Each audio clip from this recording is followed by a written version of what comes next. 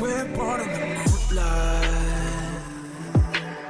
Ain't no fantasy. Can't breathe in the sunlight. Hello, Romas. This is Aromie here, and welcome back to Changeling. We are here.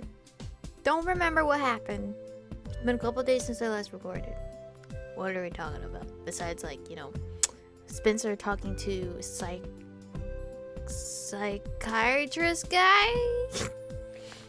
Ignoring him wasn't satisfying, but throwing his desk out the window with him sitting in it also wasn't an option. If not because I wasn't exactly known for my upper body strength, then because I'd have gotten in trouble. I couldn't even glare at him because he ignored me the whole time. And the longer I sat with him in the same room, feeling like the entire North American continent was between us, the more my anger had drained away, leaving this dark emptiness in its wake. I have no idea why I expected things to get better just because we came back here. If anything, they were worse than ever. And now with this whole changeling thing rearing its head, I couldn't help but wonder if Spencer had a reason to be suspicious of me. I had so many jumbled thoughts and feelings. What if he knew that something was wrong with me, or knew I wasn't really his sister? That's literally what he had been saying the whole time. My head felt like it was going to burst with all this stuff crammed into it. Murders, blood on Elliot's clothes, sleepwalking, Spencer, changelings. I needed to just focus on one thing at a time, but somehow it was all overlapping. I couldn't do anything about the murders, and I couldn't stop whatever it was Elliot and Mark were doing, as much as I was worried. As much as I was especially worried Elliot was still hiding something. I didn't have the time to spare to worry about that. The sleepwalking thing was my priority. If I worked that out, some of the other things wouldn't be issues anymore. I had less than an hour to spend on research, and I needed to bite the bullet and look up some specific information on changelings. I couldn't keep researching around that topic.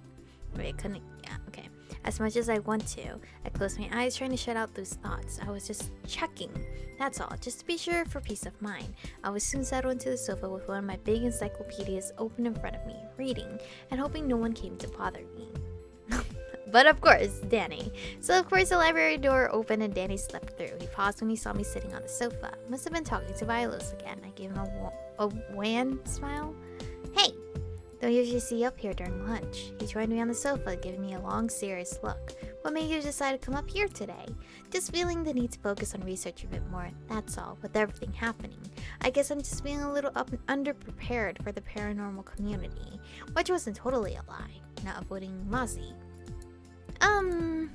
Has anyone ever told you that you're way too straightforward? Once or twice, I just don't see the need to be anything but open. I was just wondering because he told me earlier that he thought you were mad at him. I'm not mad at Elliot, and I'm not here avoiding him. I really am just doing research because I feel like I need to spend more time doing that. Sure, he seemed pretty convinced he'd done something horribly wrong, and you were going to hate him forever. He's exaggerating. I'm glad to hear it. He's a good guy. I know he's a good guy, no doubt in my mind about that. And if I had a problem with him, I'd talk to him about it, not hide from him. This isn't a great hiding spot anyway, since he could come in literally any time. Well, if you could find time to talk to him and reassure him a little. He's really worried. Was he that upset that you were this concerned about it? Look, he's got a lot of people doubting him right now, and his internship was suspended. Now he feels like someone he cares a lot about and they hate him. I just hate seeing him upset. He's my best friend after all. I know that, and I will definitely grab him later on and reassure him that I don't hate him and I'm not even mad. Thanks. I think it'll mean a lot to him. Sorry for interrupting your research. He stood to leave, but I grabbed his sleeve. Hey, can I ask you something? Sure, what's up? Grant Mitchell, what are your thoughts on him? He seemed surprised at the question, at least for a split second, but he sat down again anyway. Why are you asking? He's just been hanging around my brother, which is weird since Spencer doesn't really like psychologists. He prodded me a few times too. Apparently he looked up our school records and everything, so I don't know. I was just wondering. Spencer may be a creep, but he's still my little brother. I have to look out for him. And I needed to find out just how much of a problem it was for Spencer to be getting involved with this Grant Mitchell. I just hope Danny could tell me enough about him to help. Well, I don't know much about Grant personally. When I had to quit the team, I got pulled into his office a few times. With all the rumors going around, I guess someone just thought it was a good idea to have me talk to him. And? Danny shrugged. I don't know, he seemed like a pretty normal psychologist, really. So annoying. He shot me an amused smile. I don't think everyone automatically assumes psychologists are annoying. I'm pretty sure there are some nice ones out there. Yeah, try telling them your sister is the monster and they'll suddenly seem less friendly. I think your circumstances may have been a little unique. To be fair, so are yours. But Grant doesn't know that. but he does know mine. Or at the very least, there was a very good chance he knew whatever Spencer knew, and it was seeming more and more like that was a lot. Anyway, what I do know is that Vilos is a little wary of him. That seems to put me on my guard around him. Elliot assured me he's harmless. He seems to like him. Mozzie likes everyone, except Mark. Fair enough. Should I worry about my brother? I don't think so, but look, Grant's not a cryptic, and while I don't know the details, he seems to have some kind of history if Vilos isn't sure about him. So it's probably fine if Spencer talks to him, but if you were thinking of doing the same, there are probably better people. No, I wasn't. I don't even like him. Well then, there's probably nothing to worry about anyway. Yeah. I'll see you later, Michiko. Yeah, you too.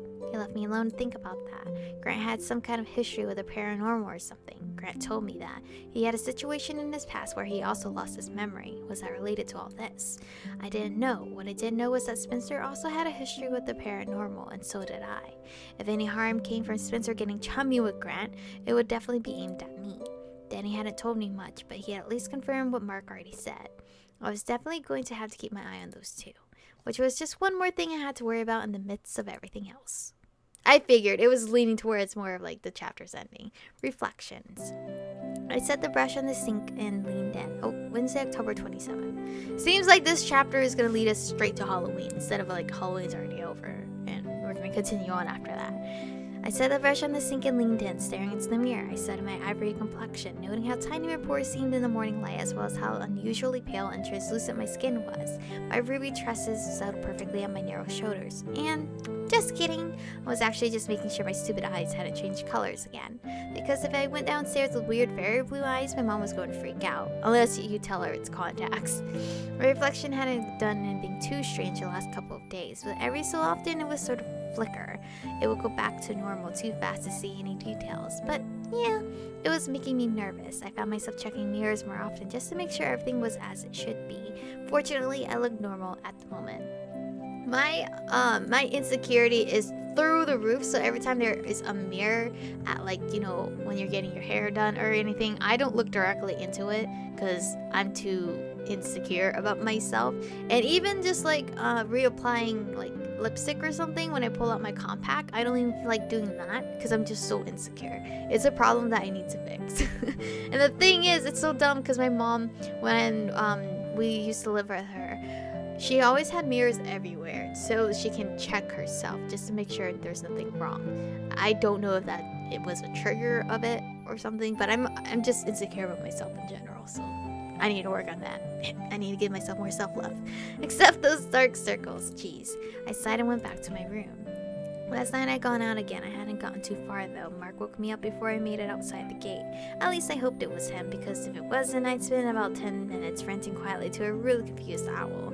He'd eventually flown off and I hadn't seen Elliot at all. So yeah, that happened. My life has gotten so weird. Spencer had definitely seen me, at least I was assuming. His light was on when I got back to my room. It was kind of strange.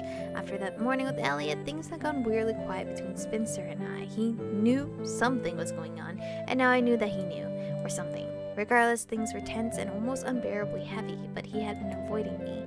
I wasn't sure what he was planning to do next, but I had other things to worry about. That doesn't contain Spencer. Like the Changeling thing. I had finally buckled down to focus on research, even if it meant avoiding pretty much everyone so I could hide myself and read during every available chance. I hadn't really found anything definitive yet. On one hand, it was a relief. I mean, this was my life. If I were to make some huge discovery like being a changeling, what would that even mean for me? I wouldn't be me. This wouldn't be my family. Mom wouldn't be my mom. It was way too heavy for me. But no heavier than mutilated bodies in the swamps, or having friends trying to prove their innocence. I was still really worried about Elliot and what they were doing too. That blood on his hoodie still bothered me. What if they were more involved than they were letting on? Not that I thought Elliot was capable of murdering people, but that didn't mean what they were doing wasn't dangerous. What if Mark dragged him into something bad? For all I knew, Mark was involved with the agents that had gone missing or something. I mean, he seemed pretty intent on not letting the agency handle this investigation. Was that just because he didn't think they'd succeed? Or is it because he was afraid they would? Couldn't be sure he wasn't trying to cover up something. Danny had even said that the vampire community had done something like that before, and Elliot was a part of that community. And Mark knew that Spencer knew about Elliot too. Ugh. thinking that way was pointless. I was just anxious about everything, and that was making me stupid and paranoid. I wanted to talk to Allie about it all, but I didn't know how to talk about one without the other. I yanked my jacket on and went to grab my journal from where I had hidden it in my bedside table drawer. That was becoming the hiding spot for all my illicit goods. My journal, now paranormal reading materials.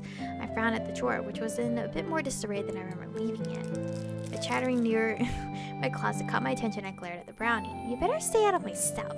I don't think it's the brownie. I think it's your brother. I snatched a book and journal, shoving them both in my backpack before heading downstairs for a quick bite. After a quick cup of coffee, I managed to duck out the door before encountering Mom. Spencer was lurking around, not searching for his keys, thankfully, but we hadn't really exchanged words. I let out a soft sigh as I started down the steps, pausing only when I see a familiar purple head of hair lurking down around the bends. I smiled slightly and headed for him. Elliot immediately straightened when he saw me, face lighting up, but he frowned and looked away just as quickly. Hey! Hi! Somehow things felt a bit awkward. You okay? I'm sorry. I'm sorry for what happened the other day in the club room with Mark. I'm really sorry. Oh, that. It's okay. No, it's not. I shouldn't have let him provoke me. I'm just stupid. I'm sorry.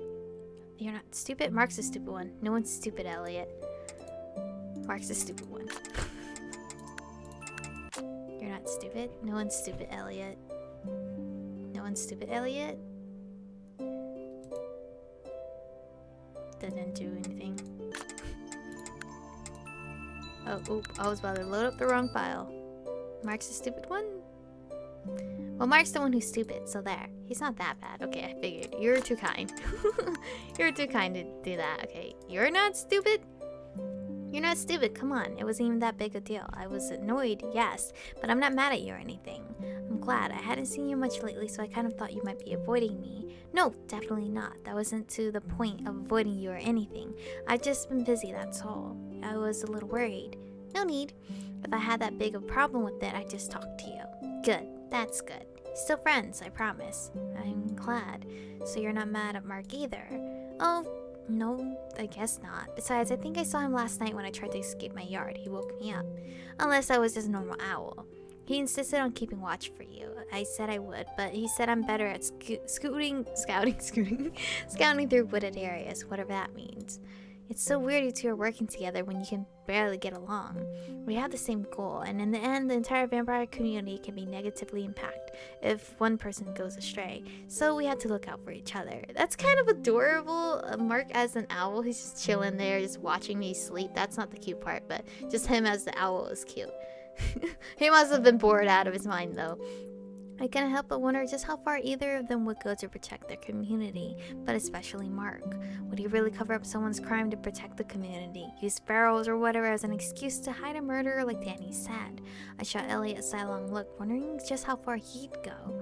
Ugh, I need to stop thinking about this kind of thing. It's not helpful. I just want to tell you again, I'm really sorry for what happened. I'm glad you're not mad. It wasn't a big deal. I was just so afraid I'd ruin, things. I mean, our friendship and everything. And my confession, just saying. But this is where I'm going to stop for today, just because my throat is kind of hurting. And it is an everyday series, so you guys aren't going to have to wait long. Unless it's Saturday, then nothing's on Sunday. But anyway, thank you guys for watching today's episode. Stay beautiful, and I'll see you guys in the next one.